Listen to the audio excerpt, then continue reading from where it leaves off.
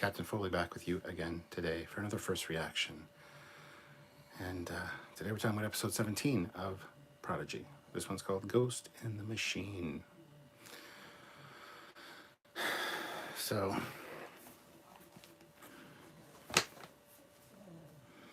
yep.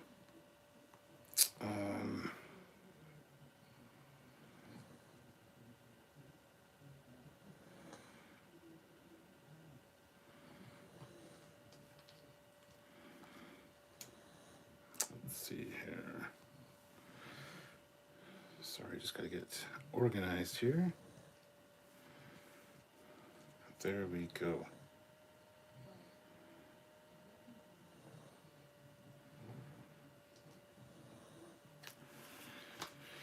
All right. Yeah, this episode for me was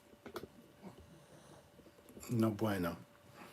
It could have been done so much better, especially after the way the last week's ended.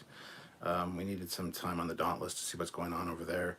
I know they'll get to that next week. I just think that this was just a filler episode and kind of just pointless, honestly. There was too much of the holodeck stuff. The black and white section for me went on way too long and was ugly to look at. No offense. We saw it done better in lower decks with Shax and Tiana's Bonnie and Clyde type deal. So the last 5 minutes were great.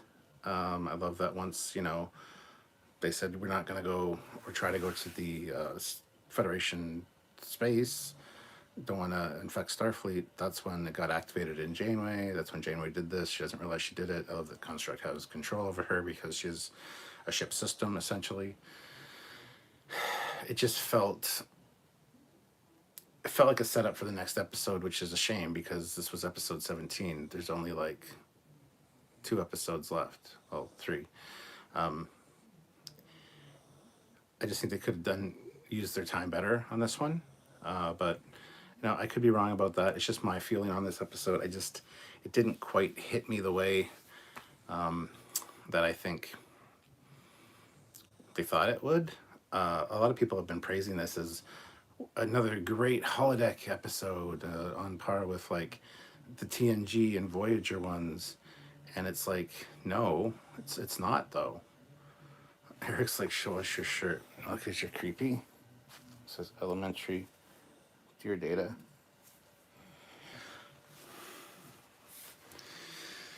So anyway, it was forgettable, yes. Just got through watching Venom Geek Media on the Dominion Wars series, and the guy really knows what he's doing. Everybody should give him a like and subscribe. Why doesn't the kids just take a shuttlecraft to Starfleet? Another good question. Because they don't have any shuttlecrafts that aren't made by the vehicle replicator, and it would be assumed that because the vehicle replicator replicates the parts for the shuttles, that it would also include the virus in those because it's got co-opted all the ship systems. So that's the vibe there. Casey Stewart felt like just a stretch the season an episode for sure. Yeah. Sean says, I don't like this episode. It's coarse and rough and irritating, and it gets everywhere. Fleet Pa, there isn't a shuttle on the Protostar, and the 3D shuttle printer was destroyed in one of the first episodes. Because any shuttlecraft on the ship would be infected already. Yeah, well, vehicle replicator could be fixed, but I'm just saying it uses material and matter, which is replicated from a replicator. So since it's a system that's operated by the ship, which is the construct is attached to, we just include the virus in the shuttle. Can they not get a shuttle from somewhere? I'm sure they can, Sean. But yeah, there's nothing to talk about with this episode. I hate to say it. I really hate to say it. Nobody had any character progression. Nothing really happened. We learned their holodeck preferences. The only thing is Janeway, and then the end with the Dauntless being right there, which you can assume has been taken over by the Diviner and Vindictor, or the Vindicator, whatever.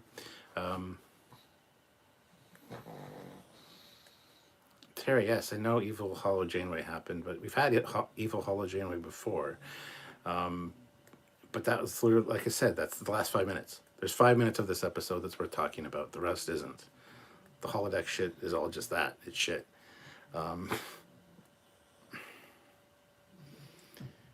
Yeah, it did. And I knew when it started, I knew that was a simulation when they were getting attacked by the Dauntless. I'm just like, this is a simulation. Sure enough, it was. I love that they tried Morse code with the phasers. That's a nice touch. We've suggested that. But me personally, I would set the phasers to the lowest yield possible, like 1%, and hit the hull with the Morse code or hit the shielding so they could see why are they hitting us with like no, instead of firing across the bow, where they're not going to notice the pattern necessarily. If they're hitting the ship, realizing that they're getting hit with minimal power, maybe they will clue in and decipher the Morse code. That was a nice touch. I'm glad they included that, trying to figure out a way to communicate with them. So bravo for that. But that was like the first minute. So,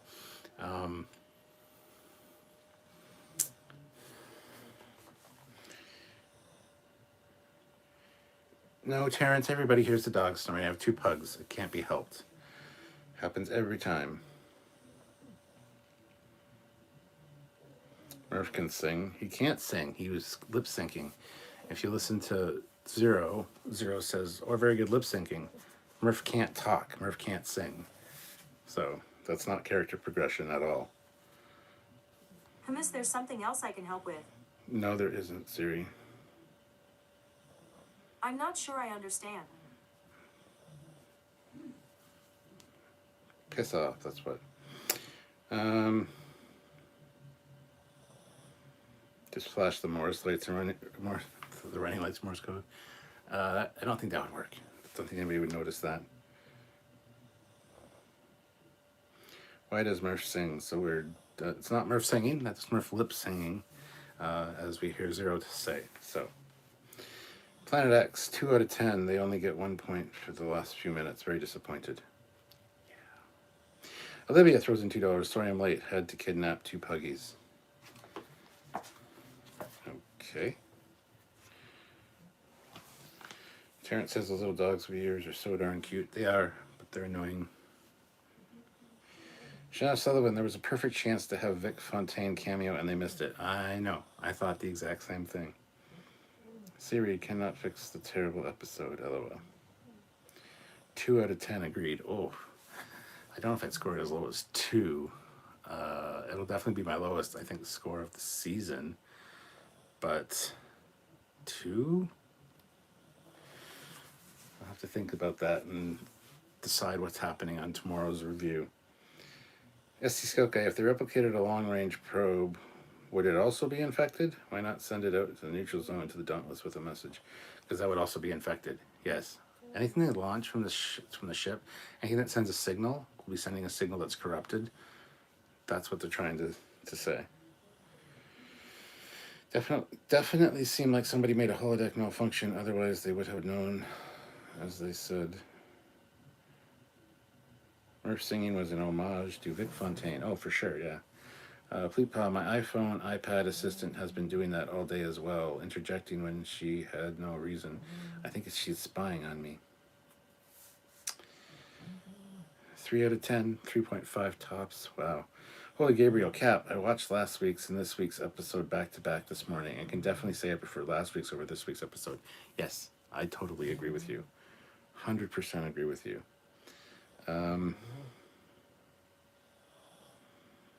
Hashtag more Jellico. Yes, more Jellico. Hope they bring back Voyager and all its Borg tech is immune. That would be a huge moment.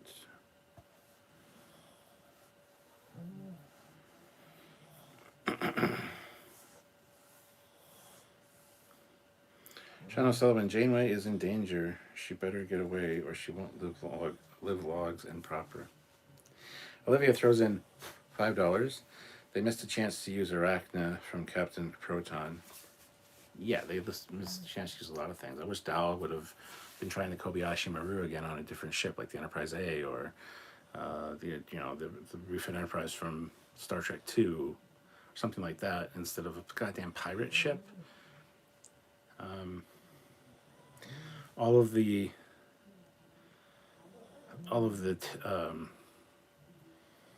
Tellarites were all Dr. Noom or Dr. Whoever from Janeway ship, but that's because Pog programmed that because he wanted to take his frustrations out on them.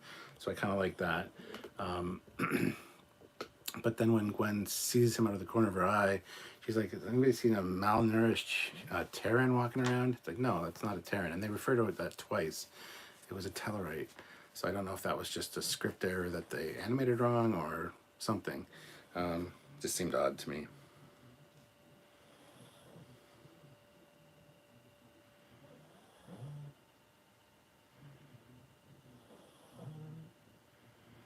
Can't they write a message on something and leave it for the Dauntless to find? No technology, maybe a message in a bottle.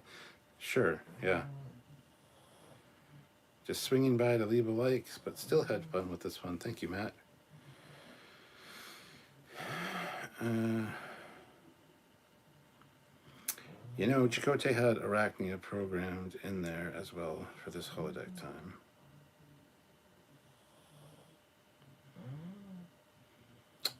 I wouldn't score it more than a 5 or 6 out of 10. Yeah, it was a bad episode.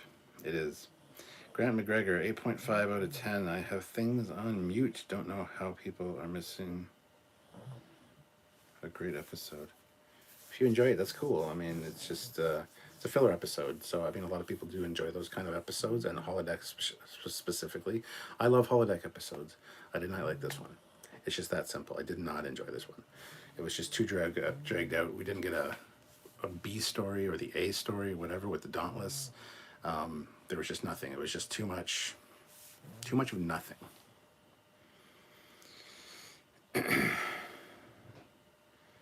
So Akana arc is over. He just ran away.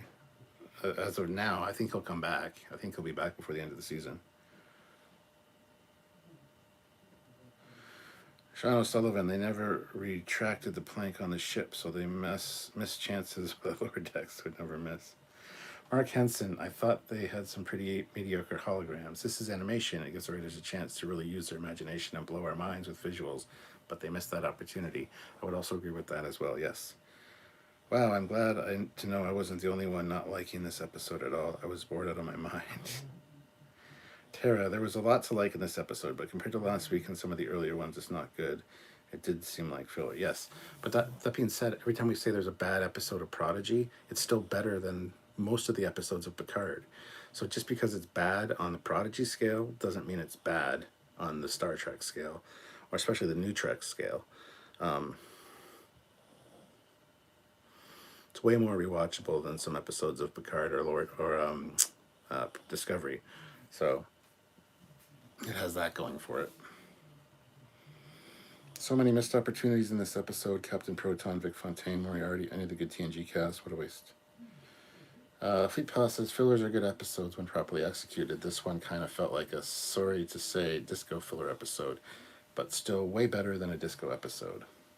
Tara says a 2 out of 10 is not a good rating on my scale, on any scale. I didn't say it would be a 2 out of 10. I said that was kind of low. So I don't know why you're going after me, Tara. I don't think I would score it that low by any means.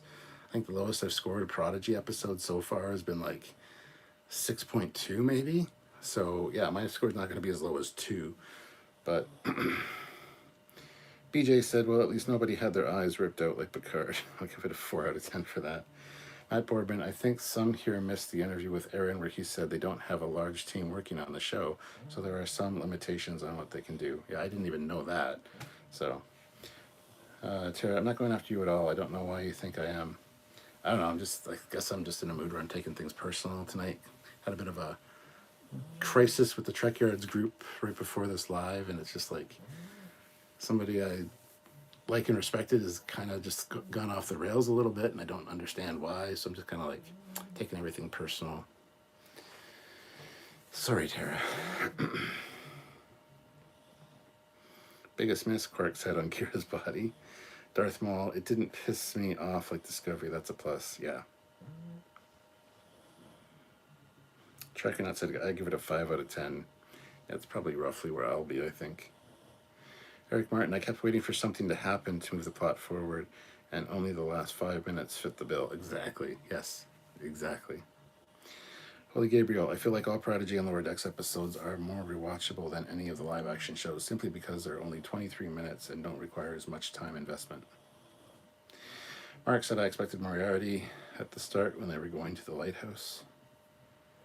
Chuck A, what's going to happen with both Janeways, Stuart? I don't know. I really don't know. I want to see both Janeways talk, though. It's got to be a scene at some point. Fire them all, crisis averted. No, none of them deserve to be fired. The Prodigy team is great, even if they do make a dud every once in a while. Limited time, limited budget, limited size of staff. When 90% of your work is fucking fantastic, you can get away with one or two little mistakes. Hope Aaron doesn't pop into this live. Olivia throws in $2. I'm sorry I made you mad, but hashtag justice for the ring ship. You didn't make me mad. Don't know what the fuck that's about. And justice for the ring ship might become a thing. There might be hope for that on the horizon. I'm not going to say anything for 100% right now, but yeah. Terrence Childs, have you seen the movie Trolls on Netflix yet? No. Smart Smears, the only issue with this episode to me was that it felt too similar to the previous one. They should have spaced them out and I'd have liked it more. Chuck A, the writing has been great for the majority of these episodes. Oh, yes. Mark Henson, I wouldn't have guessed they had a small team on Prodigy. Me either, but they had COVID team. Same with Lower Decks, actually. And Pumpkin Spice is confused by Justice for Ring Ship. Then you haven't been paying attention. It's like hashtag, well, no, it wasn't hashtag anything back then. It was Saladin, Saladin, Saladin. Everybody kept chanting it because they wanted the Saladin episode to come out. Or the Saladin, if you prefer. But, yeah.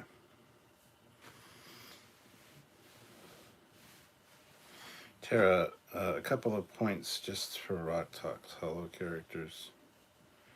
Oh, like her little vet simulator. It's funny that she's got that like app, like the veterinarian app where you take care of cute little animals like Tamagotchis. Yeah. I like Zero's mystery club thing. That's kind of up my alley because of the Sherlock Holmes thing. And Jerry even says the game is a feet because it's at your feet. Or the game is afoot from Sherlock Holmes. That was kind of all right. I was like, oh, this might be a good like Victorian style mystery. This might be kind of neat. Immediately goes to bikers. It's like, ugh.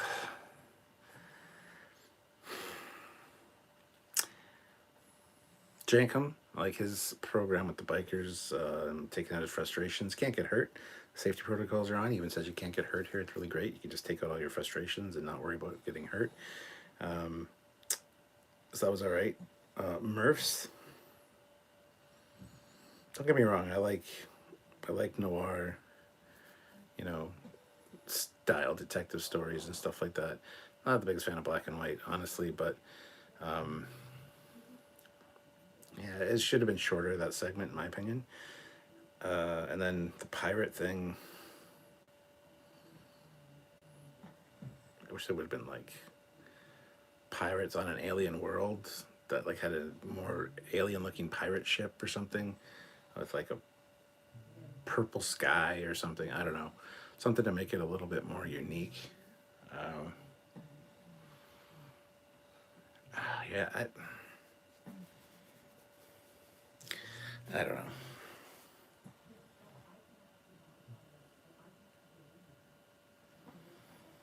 Any fans of his Dark Materials on here? Watch the first 2 episodes on season 3 this afternoon, and I'm totally excited for the rest. Any fans of whose Dark Material? What? Mark Henson, yes, the only thing saving grace might have been the Sparkle Sea Hugger. Chuck A, I thought the piano player could have been Odo, maybe Vic Fontaine cameo. That would have been great, something like that. Yes, Fleetpod, justice for Sahil. Yes, poor Sahil. Actually, that helped, I think. Tara, yes, it was very Tamagotchi, and they were so cute.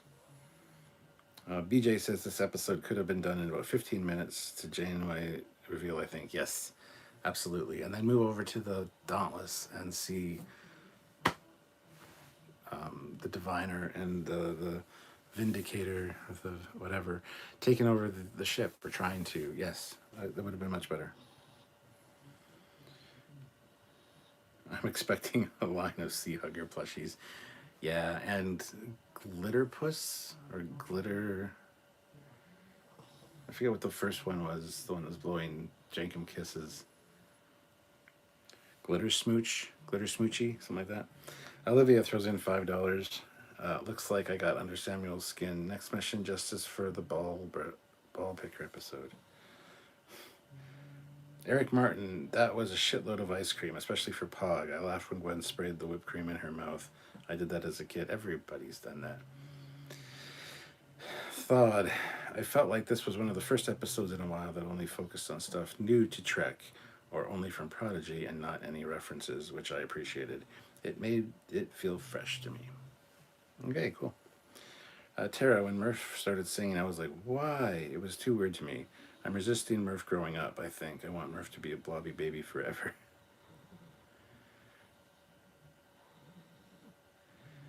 I was fine with the black and white segment. It looked good in terms of art design and animation. Loved the biker cyberpunk urban environment. Mark says one thing about longer seasons is that one dud doesn't ruin the whole season. Yeah, that's the thing. You got 20 episodes, you can have a dud or two. But just like TNG had a few duds in each season, that's fine. When you got 10 episodes and you got 5 duds, like Picard or like Discovery, it doesn't quite work as well. Half your season sucked. Sean O'Sullivan, why did they not get any good shots of the pianist? I don't know. Eric Martin, $5. To cheer you up, Cap, ever since COVID, a lot of people were acting weird. Lots of stress out there for sure. Yeah. Sure.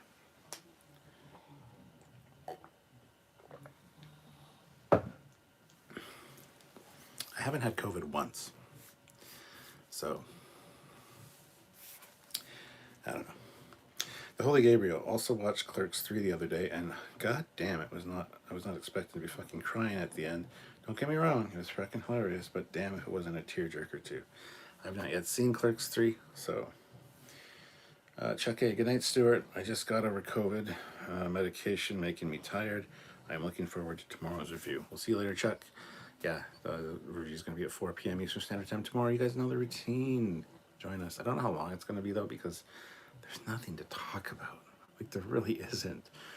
You talk about the holodeck simulations a bit, but there's no story, there's no character, just the last 5 minutes. That's about it. So, we'll see how it goes. So, if anybody can super chat, that would be greatly appreciated. Because I don't think we're going to get a lot tomorrow just because of the length of the episode, but hey, it is what it is. 35 people here, 21 likes, guys. Hit that like button. Let's try to get up to at least 30 likes. That's another 9 more likes, and I think we can do that. 9 of you have not hit that like button. Hit it.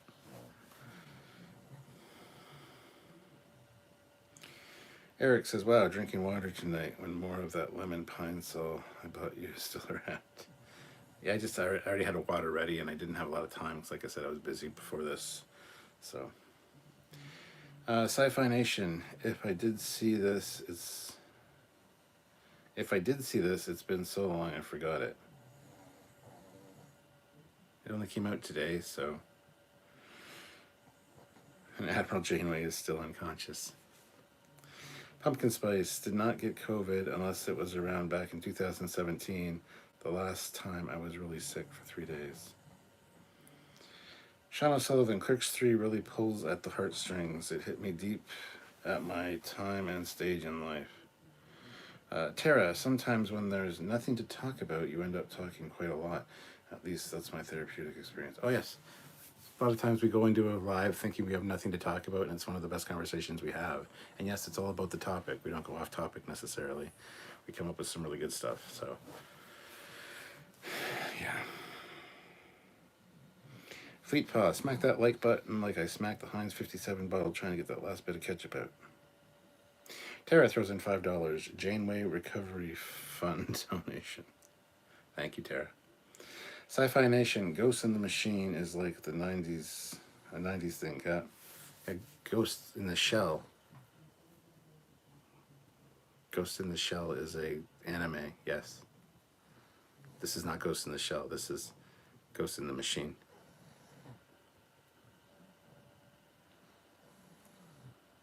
Go home, you're drunk.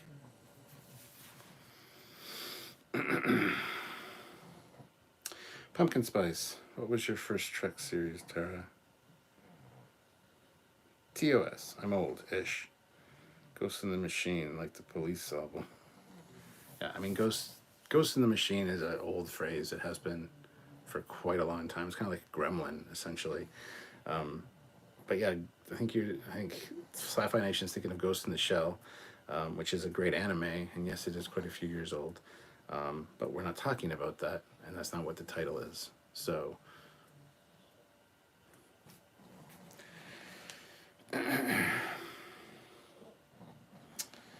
Planet X, the way the Picard producers did Manu Anti-Rami as each episode is travesty MBS. Agreed.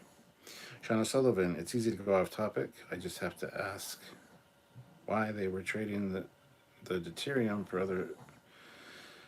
Trading for deuterium the other episode when Bizards pick it up for free, or why other ships don't have Bizard collectors.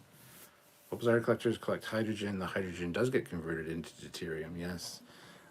But if you don't have the means to do so, or you're lacking something along the way in that process, you just get deuterium. It's just raw fuel.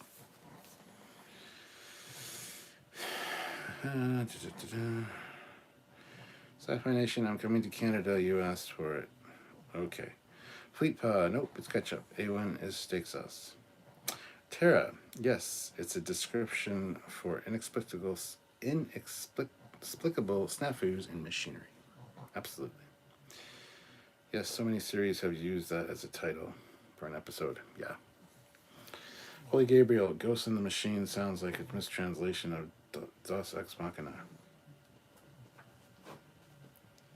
I always wanted to go south. Okay.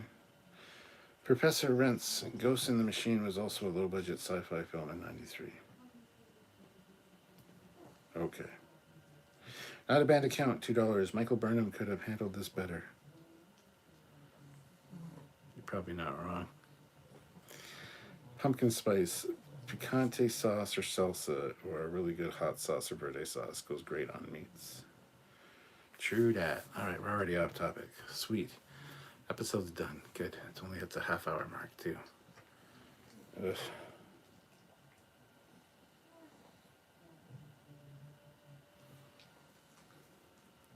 I didn't even want to do this live tonight, because there's nothing to talk about, in my opinion. As much as I love Prodigy, this one just fell so short of the mark for me.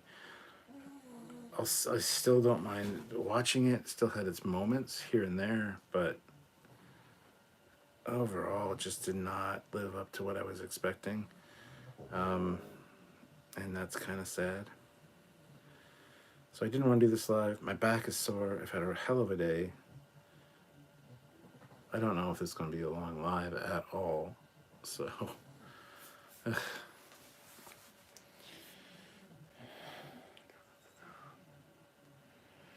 Holy Gabriel, Cap, is that relief or disdain?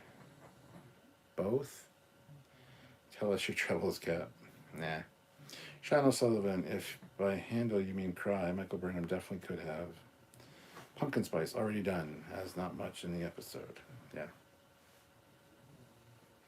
Fleet Paw, there's not enough booze in the quadrant for that. Professor Rince, how would you notify Starfleet you had a virus on board? How would I do it? I'd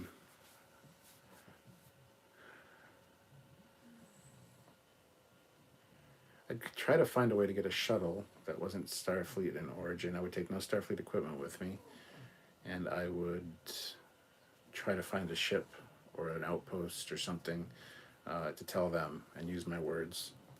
Like go down to a planet and talk to somebody face to face. or even if you're on another shuttle, a different kind of shuttle, just have them track you into their bay and say, hey, there's a virus on our ship. We can't contact you guys or you're going to destroy your ship. Boom. Those would be the first words out of my mouth. That'd be enough to raise some fucking eyebrows and go, huh, let's head to the conference room or the briefing room and let's talk. That'd be one way I would do it. Other ways, like I said, the phaser at the lowest possible yield and fire at an asteroid. And keep firing at it in front of them. If they insisted on whatever, I would fire at them, but with the lowest possible, like 1% energy output. Because anybody that's getting hit with that would be like, what the fuck are they doing? It's 1%. Sir, there's a pattern to the impacts. Oh, okay. It's Morse code. Or something like that. There's many different ways that you could handle this problem. They're making it way more difficult than it needs to be, for sure. Was it worse than Threshold? Well, Threshold's not bad, so I'd rather watch Threshold than this episode, though. I like Threshold. Threshold, the first half of the episode Threshold is fucking great. It's the last, like, 15 minutes that kind of let it down.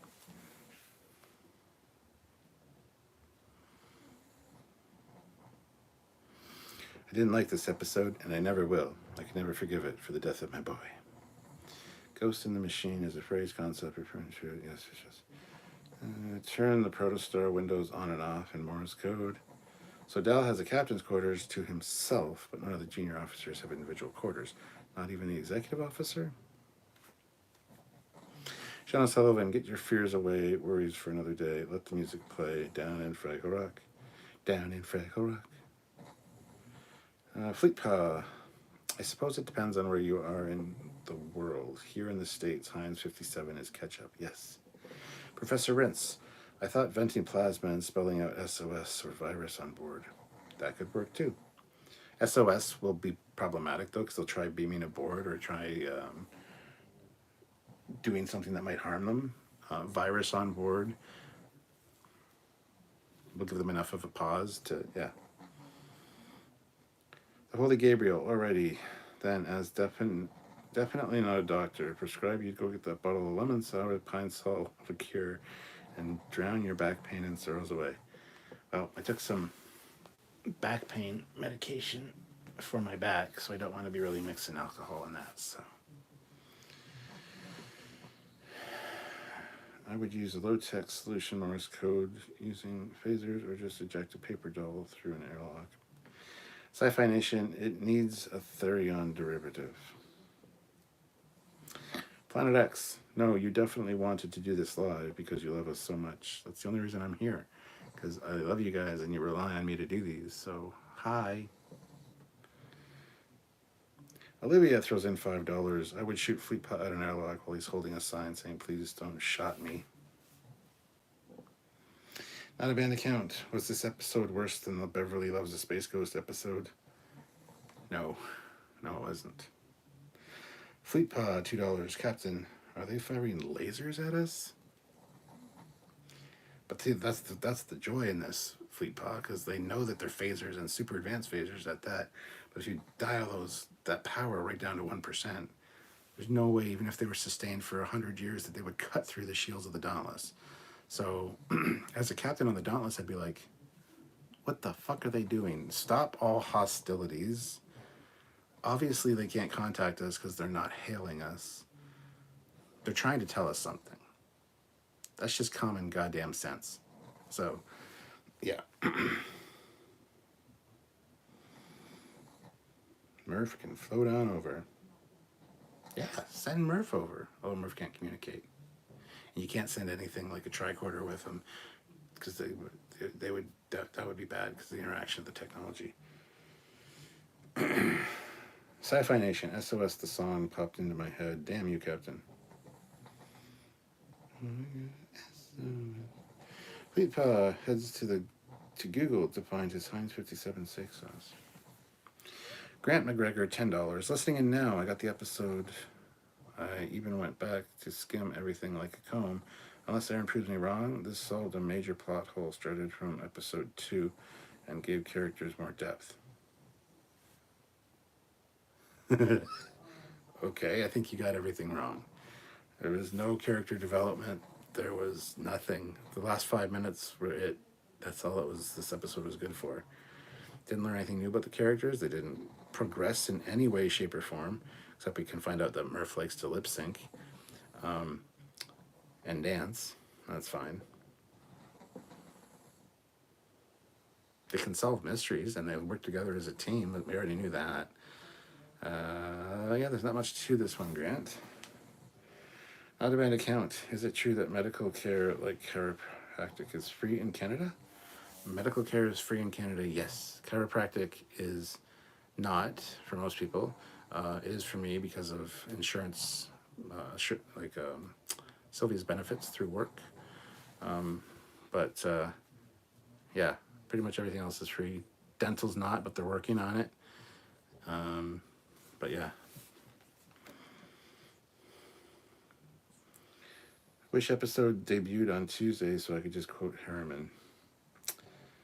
Sci-Fi Nation, let me guess, Wednesday. Eric Martin, so was that French vanilla ice cream? I don't know what that was. Tara, Murph with paper or write a song for him to lip sync to. How would you play the song though? You'd have to have some device to do so or a file. So, Sean O'Sullivan, naval tradition has a way of communicating using shutter lamps. You would think they would still have something similar in case comms are down.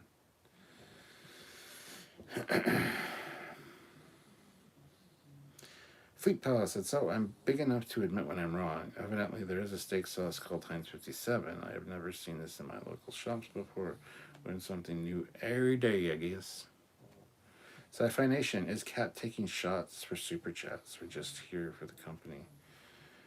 I mean, you'll have to super chat and to find out.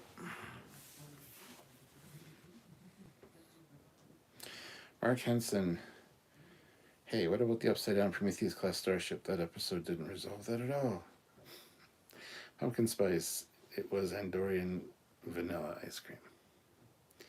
Tara said, global companies use different names for things in different countries when there are legal issues, or perhaps for marketing or tax reasons. Trekyards says medical care is free in the UK too, except it comes out in tax, so it's not really free. And to be fair, it's safer to stay away from hospitals as we have a 2-day any waiting times. Yeah, I mean, well, taxes, yeah, pay for all the road work and all the, medical stuff and stuff. Just how it works. Whatever, I don't want to talk about it. Eric Martin, has Murph tried to eat the construct? No, that was one of our solutions. Have Murph eat the damn thing. Trek or not, if going to die, you would be dead. Grant McGregor, $10. Captain, Hollow Janeway has proven that her motive was the Federation. Her original program was this be an expert in the Delta Quadrant. She even misled them in training. We have a video coming out about that on Sunday. It's not really a plot hole. She was reprogrammed by the Diviner. So her program she had big gaps in her memory. Eventually that got fixed, but then she turned into evil Janeway. Then they fixed that, and Gwen reprogrammed her, made her a tactile hologram as well, but gave her some upgrades. And since she's linked to the computer systems, the construct has infected her. That was not a plot hole at all. And she has not been goading them on to join the Federation or join Starfleet. That's kind of her job, to make sure that anybody that is being trained on the ship, because she's an emergency training hologram, knows what they're doing. So she's been helping them. They showed an interest in joining Starfleet after she told them about Starfleet. So, and if you watch the episode again, it's only after they decide we don't want to go to Federation space, we don't want to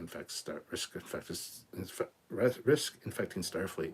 That's when this went, because up until that point, their objectives were the exact same, to get to Starfleet. So there was no reason for the construct to affect her before this point. So, yeah. Not a bad account, $2. Prodigy needs a Chakotay Spirit Quest episode. Grant McGregor, sorry, noticed I'm behind it by a few minutes. That's okay. Planet X, nothing is free unless doctors work for free. Mark Henson, Eric Murph should eat the construct. Protostar smacked into Rami Star. Sci-Fi Nation throws in $2. I'm short funds. Make it a good one, bud. Well, I would never do a shot for $2 regardless. But no, I don't have any shots here. I feel bad for making a super chat. Super chat to have me take a shot is $20. So, and I don't have any alcohol up here tonight. So, fooled you. Let's just, I don't know, flash the nav lights in Morse code. Just saying. Trek or not, our doctors like to remind us free though, and we should be grateful, but it's not free and it's shit. Plus the managers take too much money and giving themselves raises even though nurses are underpaid. Nurses always also whine a lot, so do teachers. But that's just my opinion.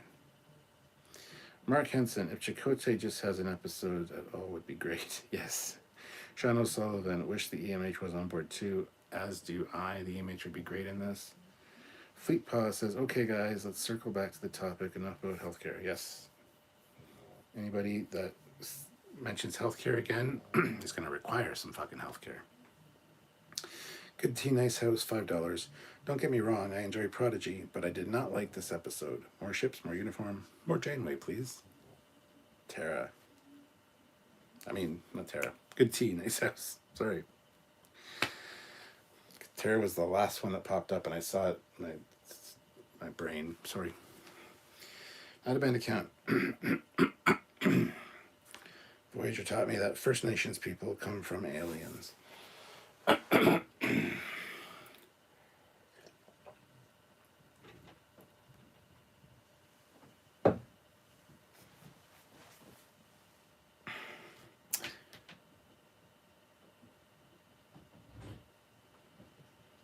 Sci-Fi Nation, no worries, point taken. Eric Martin, Gwen doing pull-ups was kind of hot. Tara, which came first, the nurse-teacher whine or the low paycheck? Again, don't want to talk about it. Trek or not, Murph should have the nickname Gummy Bear. Fleet Paw will maybe not require healthcare, but have 5 minutes to think about what they've done. Dustin D. Admiral Janeway did sit behind a desk job way too long. Mark Henson, they should make Murph gummy. They should make a Murph gummy at the candy store. Yes. With weed in them. Yes. Cosmic weed. That would be great.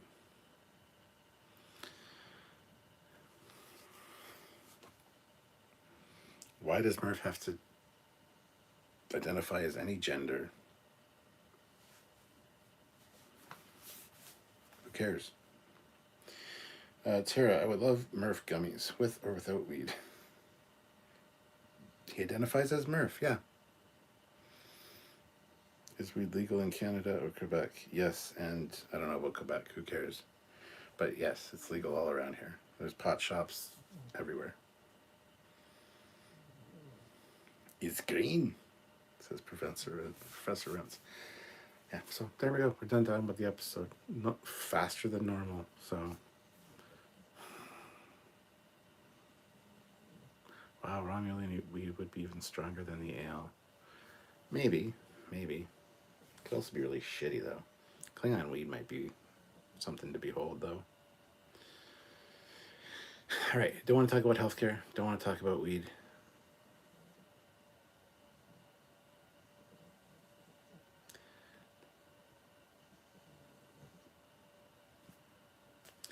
Tara, member for 1 month, the Reiki commander says, well, looky here. That month went by quick. It did. Wow. It seems like you've been here longer than a month, and yet it seems like you haven't been here that long at all. It's a really weird one. Have you tried Romulan ale from the... No, I haven't, because I can't get it in Canada. Talk about food. No, I don't want to talk about food.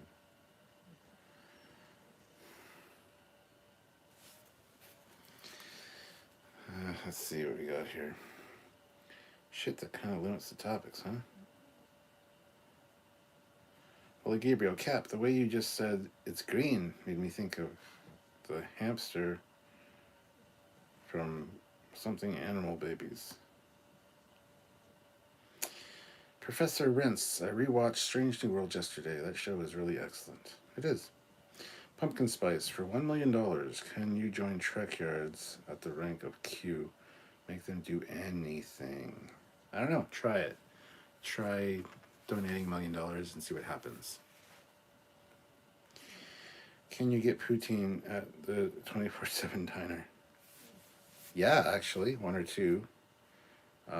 There's actually a place downtown London called the Poutineery, which has like 30 different kinds of poutine. But that place isn't open 24 hours. But like there's some diners and some truck stops that are open 24 hours and get poutine at, yeah.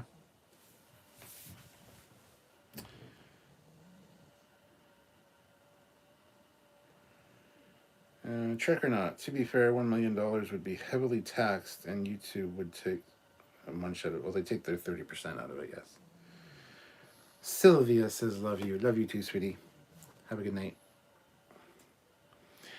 Tara, what's your favorite kind of poutine? I barely know what it is. Well, it's just the standard poutine, or poutine. I'm sure Sylvia's downstairs like going, it's pronounced poutine. Anyway, it's French fries, gravy, and cheese curds. But there's like, at the poutineery, you can get like Mexican style that has like nacho meats and like some stuff on top. There's a whole bunch of different kinds. I like all kinds of poutine. They're all really good. But I think just the standard one is my favorite. Eric Martin, I think you need something stronger than water by the sound of that throat. Dr. Pepper or cranberry Canada Dry. I would say cranberry Canada Dry for that. Fleet Paw, member for 32 months at the rank of captain. Thank you, Captain, sir. Then you have me, who's a member for 32 months. It feels like it was just last week I took the reins as a moderator, and now Olivia hunts me for food. Jerk chicken poutine, yummy. Not a band account. Do you speak Quebecois? No, because fuck the Quebecois. Fucking most rude people I've ever met in my life. Mark Henson, I think 1 million gives you great bird of the galaxy, 1 billion is guardian of forever, and 1 trillion gets you promoted to Q. But what gets you great koala status? Pumpkin Spice. Don't have $1 million, but if I had that to spend, many animal shelters would be receiving food and medical supplies. There you go. Pumpkin Spice, he's a good man. Fleet Paw, who tries to shoot me out an airlock with a sign saying, don't shoot me. Yes, that's true.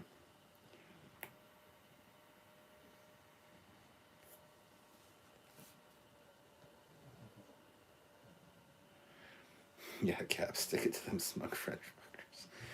They're just fucking rude. I was in Montreal and they're pretty rude. If you speak English, they're like, they're so snooty and yeah, it's a thing. Fleet Paw, or roast me on a spit to eat my leg. Wow. Pumpkin Spice says, thank you.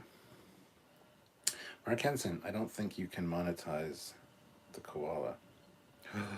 But you can.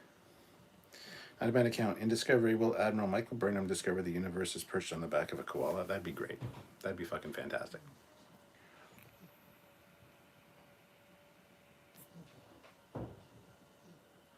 Show of hands in the chat right now. 41 of you. I only have 31 likes though. Guys, hit that like button. Let's get up to 41.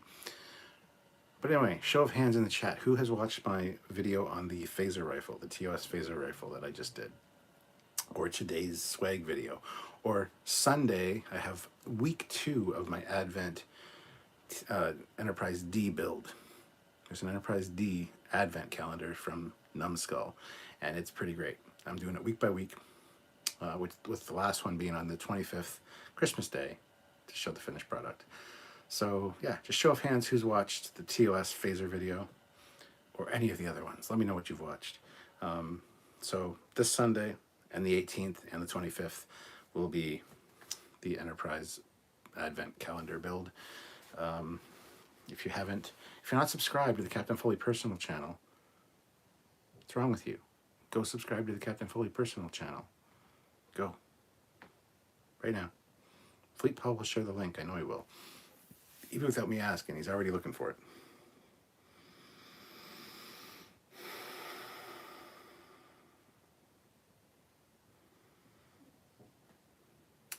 Does your Falcon have a square or round dish? That one? It's round. That one's like 20 plus. I built that like 25, 26 years ago. I watched it. Fleet Pod did. Phaser Rifle looks amazing, by the way. I never look forward to Disco. I just watch it out of obligation. Mark Hansen says he missed it. Trekyards watched it. Tara says, no, I can barely keep up as it is. Pumpkin Spice. When I had to work with some fool jabbering ghetto speak, I would interrupt him with speak the King's English. That's rude.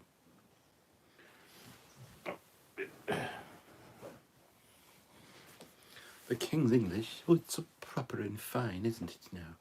Ooh. Fuck, I don't even know how to speak the King's proper English. Eric Martin, I try to watch, but I fall asleep easily these days. It's because you're fucking old. Sean O'Sullivan, you see Blue Bricks have a Lego phaser rifle. Yes.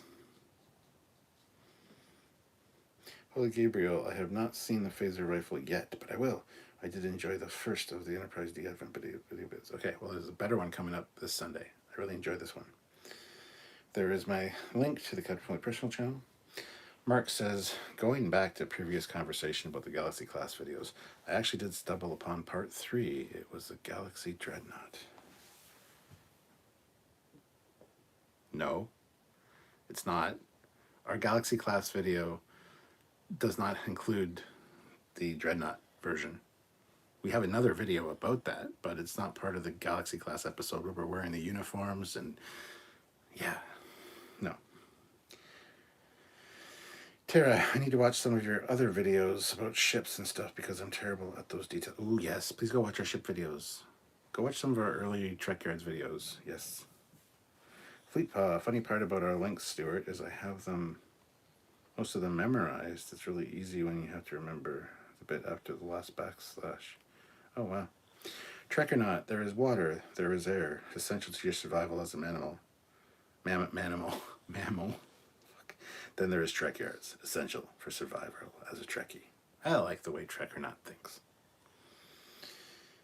Mark Henson, what king? It was a queen my whole life, and now I finally get the prince gets the job after all these years, and we are already used to acknowledging that.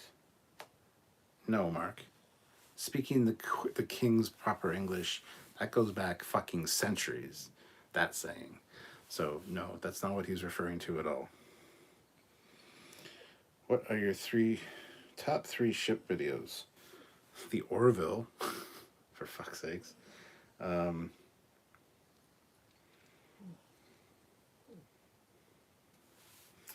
on, let me just see if I can... Videos...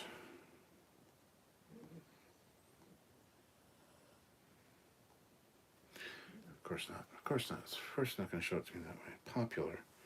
All right. So the Orville, which is a Trekyards episode.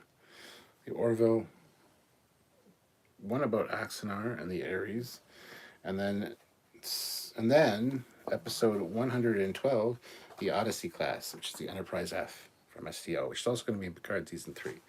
So those are our top 3 ship videos. If you really must know.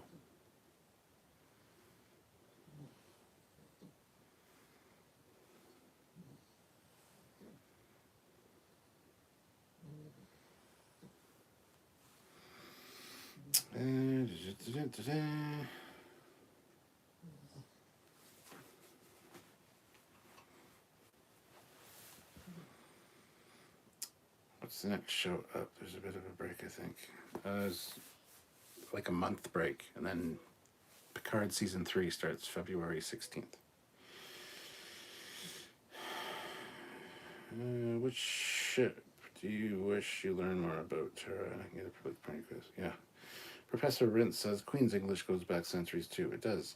Tara, if I say I don't watch the Orville, will I be excommunicated? No, but you're fucking missing out on a fantastic show, which if you love TNG, you are missing out immensely by not watching Orville. You won't be excommunicated, but you will be kind of looked upon funny from time to time.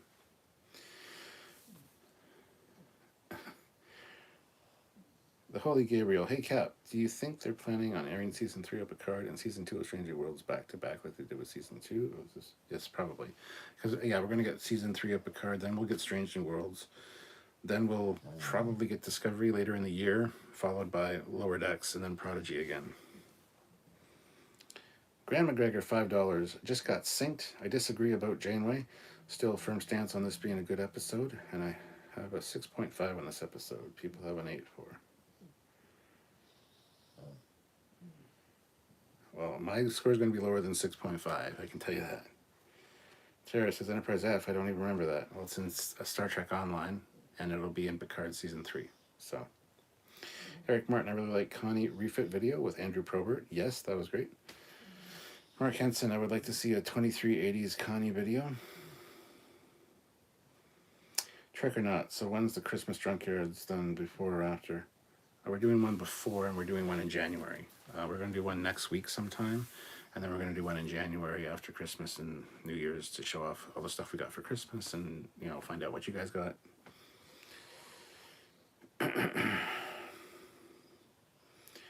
says, I guess Voyager Relativity, and I guess I'll watch the Enterprise F since I didn't even know there was an F. I do know that Orville is beloved. I just haven't gotten to it. Oh, you're missing out. Don't miss a beat. Go start watching it. You'll get hooked. There's only 3 seasons so far, and they're very bingeable. But they are longer episodes. Some of them are longer than an hour, so just be warned. SC Scout Guy, this morning I stopped my truck because I thought I saw a Maglite flashlight on the side of the road. It ended up being a dildo. I left it there. Mark says, I didn't even finish Discovery Season 4. And? Planet X, think. Yeah, whatever. Intrepid class, Christmas Trekyards, I better drop off more booze to do my parts. And yeah, Fleet Pause. Why are you sharing the Intrepid class part 1?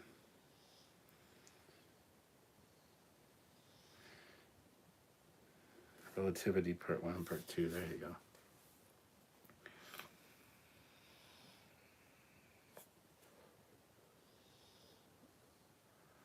Coming up on that hour mark. We're getting there, slowly but surely.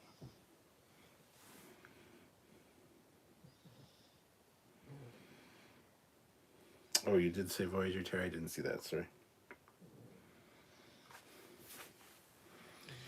Trek or not, there's a guy in London making torchlights that you pull back the skin to turn it on, no joke. Linux. Yeah, put it on the wall and you just, I've seen those turn off and on, off and on, off and on, off and on, off and on, off and on, off and on. And if you could make it into like a water tap, like a fountain,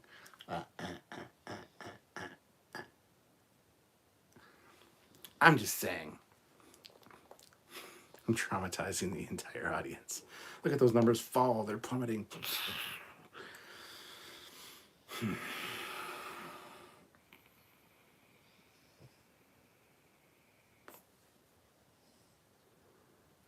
Remember the clapper videos? Most of you probably aren't old enough, but clap on, clap off, clap on, clap off. The clapper. There should be like a squeeze on, squeeze off, squeeze on, squeeze off, squeeze off, squeeze off, squeeze off. The squeezer. I don't know. That'd be great. Moving on.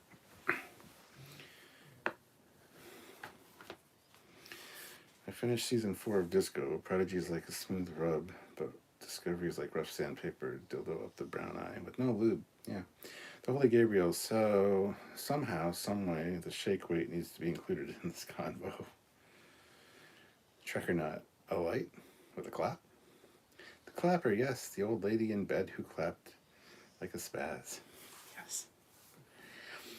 Oh my god, I forgot about the shake weight. It's so freaking weird. Ah, yes, I had the clapper in my house. We had one of our Christmas trees in about 1986 that was high tech.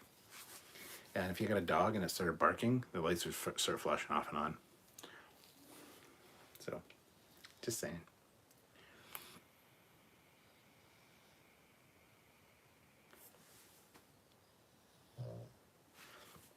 Donnie, what the fuck is wrong with you? Season 5 of Discovery looks fucking god awful. But I'm gonna have to watch it. I'm gonna watch it. Even if I didn't have to review it, I would still watch it because it's Star Trek. I'll still watch it. But really not looking forward to it at all. And we're off the rails. Good tea, nice house. I'm the only one here who let out a big sigh with an eye roll every time Discovery season is about to start. No, you're not. BJ says, I've fallen and I can't get up. Morse code. Tara, I like Discovery, but I understand why people don't. I like aspects of Discovery, and the first 2 seasons, I think, for me, are kind of more enjoyable just because, well, we got Lorca and then we got Pike, right? So, and Tilly. Tilly in season 1 and 2 is great. So is Stamets. I love the character Stamets in season 1, especially. So those are kind of more enjoyable for me to watch, even though they really... But yeah. I'm going on record saying I don't hate Discovery. It is still Star Trek. I'm just not a fan of Discovery, if that makes any sense. It's good. It's at its best, it's good sci-fi. Good generic sci-fi. But it's never good Star Trek. So... Even bad Trek is still Trek, guys. It's true.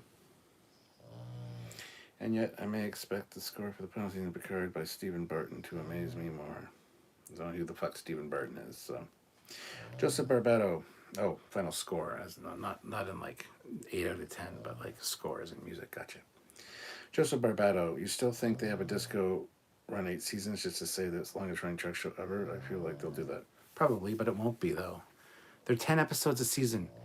Fucking TNG went for 7 seasons with like 24 episodes a season. So even if they do 10 episodes and go to season 8, they're nowhere near the amount of Star Trek that TNG was. A season, yeah, okay, you did seasons, but your seasons were like less than half. less than half as long. So that's a fucking cop-out. And no one's going to buy that for a minute.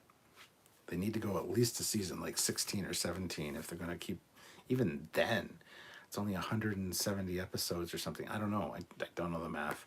But they need to do a lot more seasons than 8 to be the longest running. And longest running these days, you don't get a season starting every September. It happens when it happens. So longest running season or series doesn't mean anything anymore. You took fucking 2.5 years to make a season, so it's all bullshit now. It's all bullshit.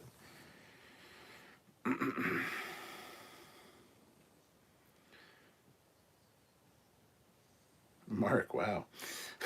Holy Gabriel, I'm actually genuinely looking forward to Disco Season 5, but then again, I always enjoy pretty much all Star Trek across the board, with every few episodes I actually dislike.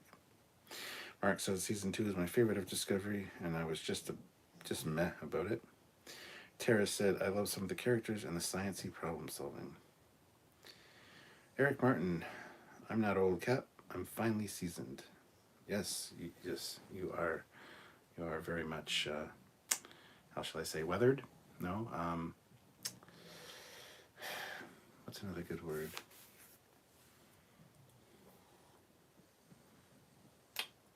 Don't want to say vintage, because, I mean, you are kind of vintage, but...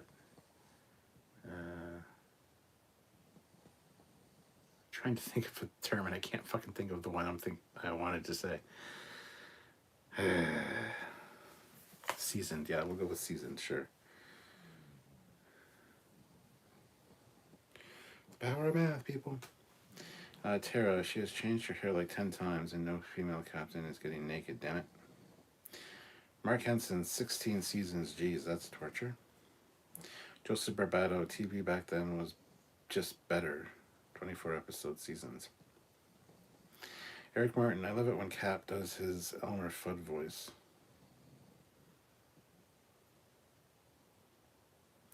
Trek or not, crime shows run for a long time. NCIS, for example. It's true. Good Teen Ice House. Hey, Captain, as a viewer, what do you think about the 32nd century tech and the ships compared to 23rd and 24th centuries? I think they're pretty cool, actually. I do like the 32nd century ships. Some of the designs. Most of them are fucking hideous. Like, there's a flying stapler. There's a flying ring. I don't have a problem with detached nacelles, honestly. That's just advanced tech. That's fine. But, yeah, the Discovery A looks so much better than the Discovery did. So I don't have a problem with some of the ships. Some of the other ones are quite hideous.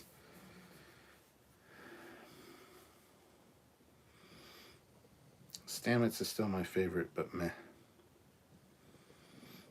Professor Rintz, are you allergic to Retinox? Yes, I'm allergic to Retinox 5 and all of the variants thereafter. That's why anytime you see me in a Star Trek fan film or whatever, Captain Foley will have glasses. It's just one of my weaknesses. However, my glasses are enabled with built-in LCAR displays, so I can actually link to the tricorder and get heads-up display information. So that's a fun fact. There's a Star Trek comic coming out soon that Samuel and myself are in.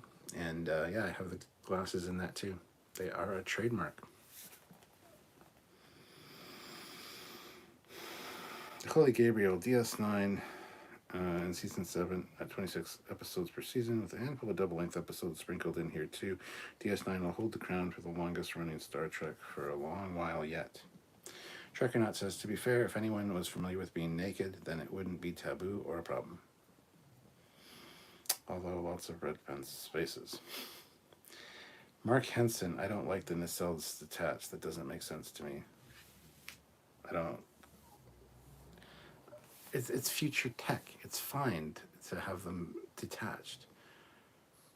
I mean, if you went back 30 years ago and said, hey, someday you're going to be able to charge your phone, which you don't even know what that is, you know, a little phone that can fit in your pocket. Anyway, regardless, this device will be charged by setting it just on a pad. You don't have to plug it in. Bullshit. No, it's called induction charging.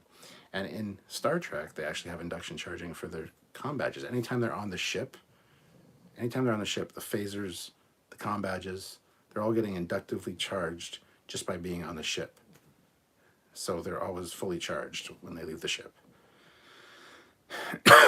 So you add 900 years to that, I have zero problem with detached nacelles. It doesn't even make me scratch my head. I'm like, oh, okay, that makes sense.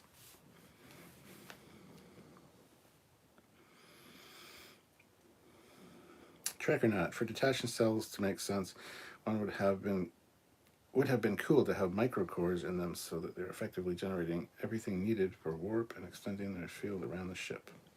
Otherwise, kind of pointless. Disagree. Eric Martin, the two Janeways mud wrestling for control of the protostar. I'd watch. And what about programmable matter?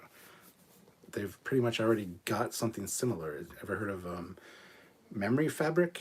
Fabric that retains the shape of like a hang glider or like a tent. When you run an electric current through it, it just pops up into the shape. They've already got that, essentially. And that's now. So 900 years from now, yeah, programmable matter makes perfect sense. I don't understand the ape brain that doesn't understand things advance.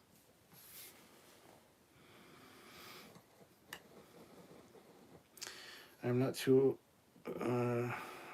sold on attached nacelles, but I can accept them because they're 1,100 years in the future, and it's technology that from tech that already exists. My biggest gripe is the designs. Mark says, I don't like detached nacelles, but they do make sense.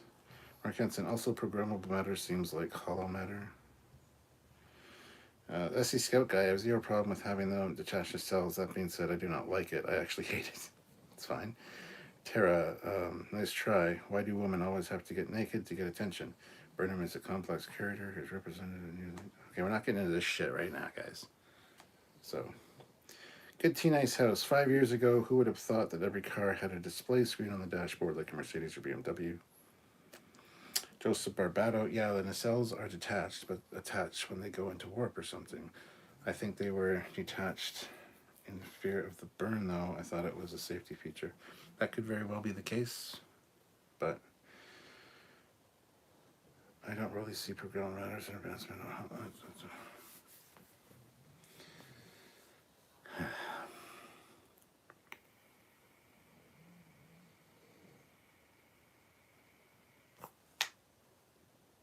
It's the future.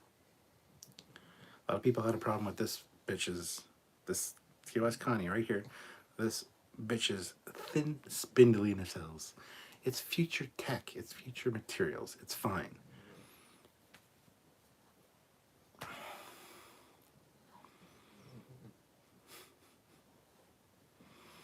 Told you you're old, Eric. Holy shit.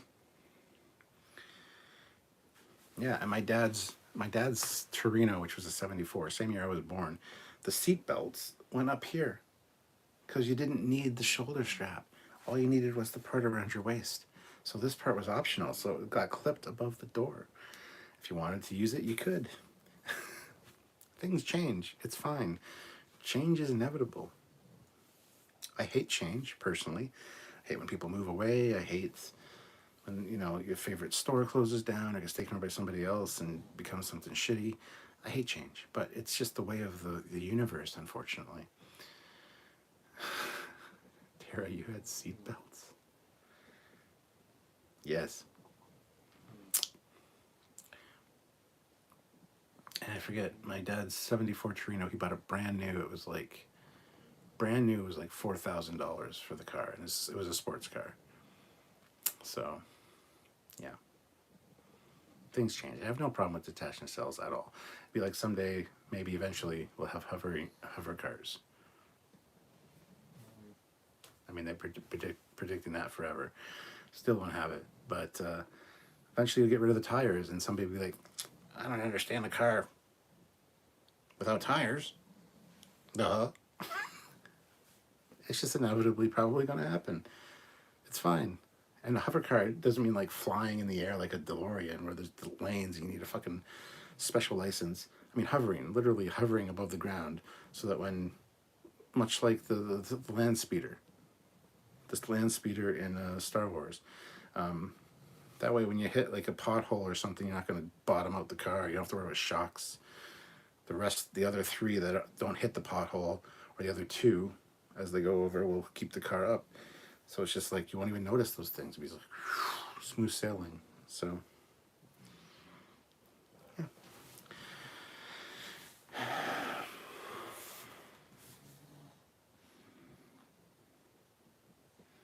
That's the other thing. Go back 30 years and tell somebody, oh, by the way, in the future you won't need a key to start your car. You'll hop in, you'll push a button, don't need to put a key in. You don't even need a key to unlock it. That's more realistic to them probably back then. But to drive around and not need a key to start your car, all you need is a little credit card size thing that goes in your wallet or a little key fob that's in your pocket. They'd be like, you're fucking crazy. That's not going to happen. I don't understand cars that don't have keys. It's the same argument with the detached cell thing. Open up your minds, guys. You only hate it because it's discovery. I don't know what to tell you.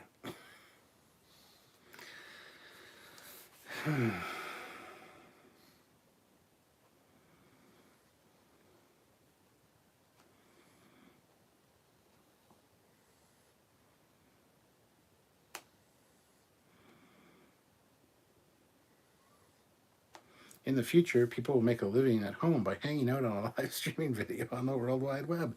Bullshit. Yeah, exactly. Exactly. I don't just make a living by hanging out. We make entertainment content as well. that just seemed to downgrade me. It's like, oh, all he does is hang out at home and gets paid for it. Pfft. Technically true, yes, but I mean, people are tuning in. It's entertainment, right? You made me feel so cheap and dirty with that comment. I think I need to reevaluate my life.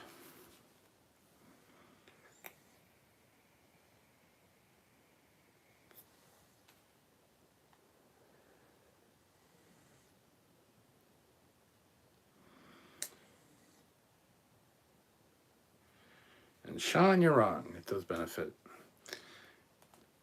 It would increase maneuverability, lower stress, because if your inertial dampeners aren't working and you go to spin a starship like in a high energy turn, there's a chance you're going to knock those nacelles off. They're going to twist off from the sheer pressure. Now, if your structural integrity field is up and strong enough, you can make high energy turns no problem, like in games like Starfleet Battles. But to say that there's no benefit in any way to a detached nacelle, again, you're being very, very closed-minded. You just haven't thought of the ways that it could be very beneficial. Very beneficial. Very beneficial. Oh my God.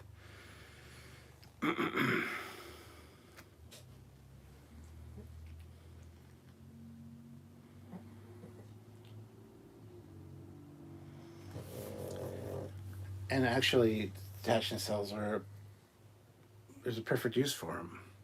You've seen Star Trek Beyond, where they say, cut her neck. Cut those nacelles off, and they just rip through the fucking struts, and the nacelles just float away. If you have an enemy aiming for your attachment point, because it is attached at some points, sometimes it is attached to the ship, aim for that point. It's a weak spot, right? Fucking just move the nacelle, they go through. Sure, they might hit the nacelle, but the nacelle's shielded and probably armored at that point too. So it's probably pretty tough. And it's probably got, as we say, to explain the detached nacelles, it probably has some kind of a quantum connection to the secondary hull, like spooky quantums. I forget what the science is. It's not quantums. It's no. Anyway, the same molecule can be in one place and another place, and they're like a magnet. It's hard to separate them, so you can't like bugger off with someone's nacelle necessarily. I don't know. Whatever. I'm sick of arguing the point. I think detached nacelles are a fantastic idea, especially 1,000 years in the future. So I have no problem with them.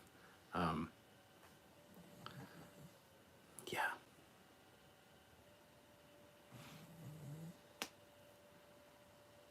Quantum film. No, not quantum film. I don't fucking remember. I forget the science behind it, but anyway.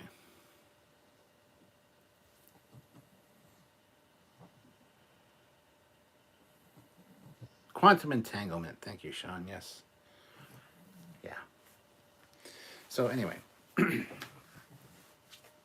have no problem with them. But that's not what this conversation's about, so we're going to stop talking about that now.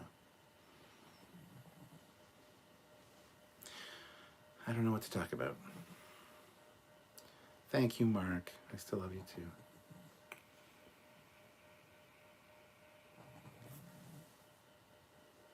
I just like to be open-minded and find answers for things instead of just saying, pfft. Although I do that sometimes with certain things. I'm a little bit pig-headed sometimes. But I don't like to be with Star Trek. I like to come up with reasons why things could be, explanations, instead of just being, that's stupid. I don't like it. Like, well, we do this a lot with Discovery when we do a review. It's like, maybe this explains it. And we go into, and then Sam would be like, well, maybe, what about this idea? And it's like, yeah, that's great. I mean, that's where the creativity, that's where the fun comes in for this hanging out at home, job that I have comes in. Just finding solutions to problems that shouldn't be problems, but yet because they don't care enough and don't write it well, we have to come up with solutions for them. That's fun. in my opinion. And I think we come up with some great stuff.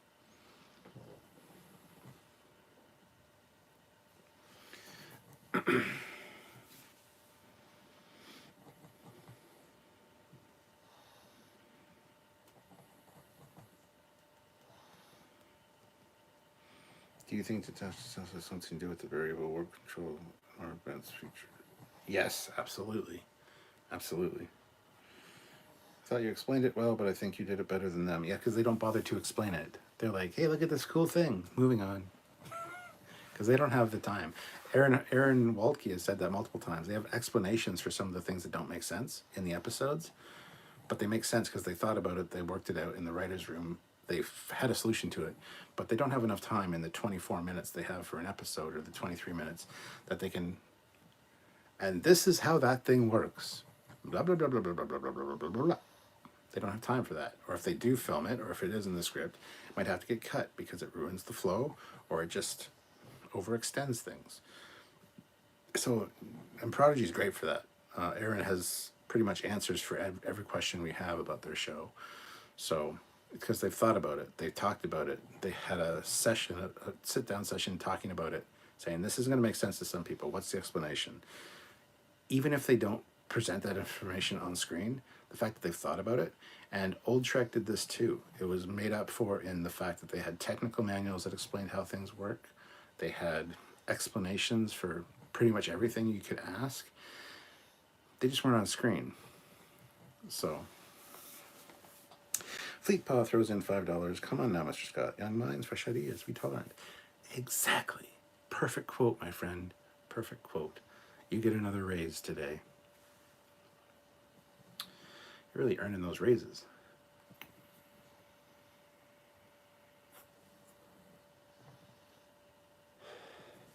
Anyway. Fleet Paw, you're drunk. I am? I'm not, though. They explain the holodeck in this episode in one sentence, yes. Although everybody has questions about holodecks. Fuck's sakes. There's so many questions about holodecks that are easily answered, but nobody takes the time to use their fucking brain to think about them. But whatever.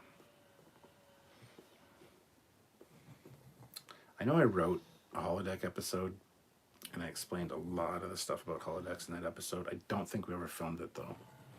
So that's one that I definitely want to get out at some point in time. I just don't know when. So don't ask. Decent scene in the bar, Tara. I thought Diviner was channeling Vic Fontaine there. Yeah. And Sean, nobody cleans the hollow filters because they don't exist. Oh, but then Lower Decks as a joke made it a joke, and it's like now a thing. It's like, no, that's not how the holodeck works, but whatever. We're not going to talk about the holodeck now because it's going to be another frustrating. I just want to relax. I don't want to be frustrated about explaining detached nacelles, more advanced tech, or how holodeck works.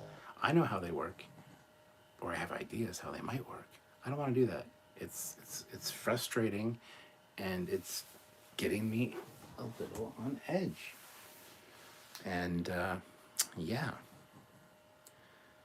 I don't know how triples work. That makes no sense.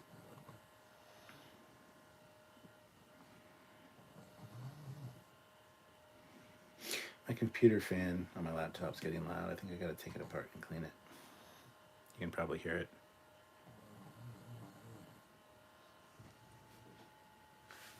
No, we're not doing a rant alarm.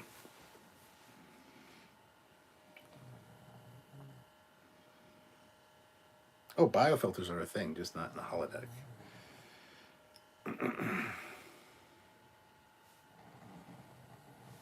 Oh, you can hear it? Great, thanks, Tara.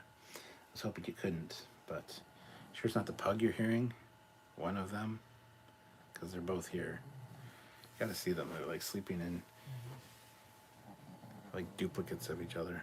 Hold on. That's not...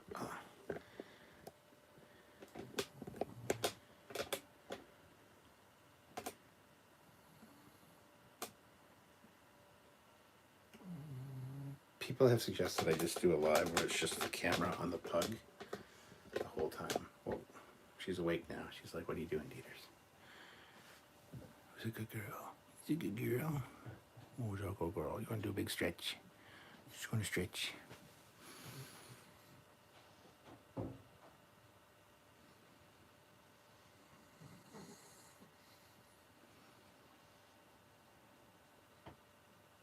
Bookend pugs, yeah.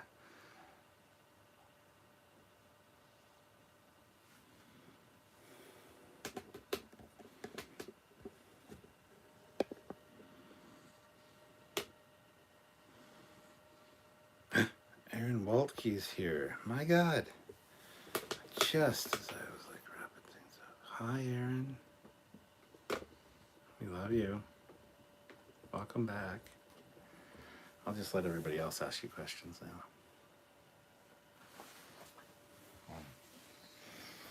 I was literally just getting ready to close out. I know I usually go for 2 hours, but we kind of covered this episode already.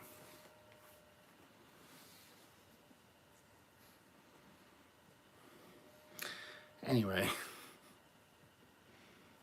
Oh, Aaron, I don't know if you've seen it. You probably haven't because you don't watch my content, probably. On my Captain Foley personal channel, that is. Hi, Aaron. Aaron, before you leave, thank you for just saying hi, by the way.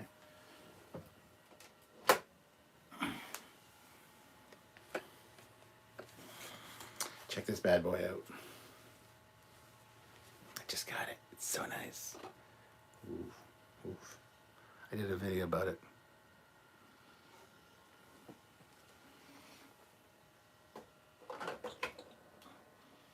And yes, we know that Murph is lip syncing. And I love the game is a feat line. I'm Sherlock Holmes love showing through there. That was good.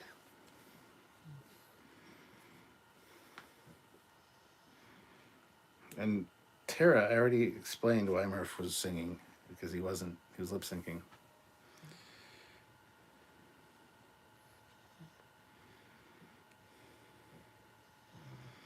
And Sean, I was not shit talking Aaron. I was giving Aaron and his Prodigy team a lot of props for thinking things through and having explanations for things that aren't mentioned on screen because they already have answers for them. And I never once shit talked Aaron. I actually gave their team a lot of credit. Just, this is not my favorite episode, but this is the way. Stop trying to throw me under the bus, Sean.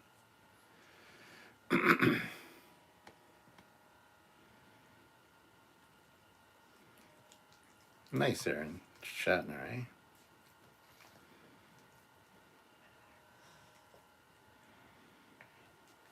Fleet Pals even sharing the video for the TOS rifle. But thank you, Aaron, for showing up. I hate that every time you show up, it's like becomes like an inquisition. Don't want to do that. Just thank you for saying hi. Much appreciated. But yeah, I do think I'm going to go, though. Honestly, guys, feeling a little bit worn out and a little bit still not feeling good from what happened before this live. A little bit burnt out and a little bit on the defensive, and I shouldn't be. It's not fair. Usually these calm me down a bit, but then at the end we started getting all like detach nacelles and erg, and it's like, ugh. So have a good night to yourself, Aaron. And again, thank you for stopping by. Much appreciated. But yeah. Anyway, guys, I think I'll call it there. Thank you so much for watching. Have yourselves a great night. And tune in tomorrow for our edited review in the afternoon. And then at 4 p.m. Eastern Standard Time, our complete breakdown and review of this episode. So until next time, I'm Captain Foley. Take care.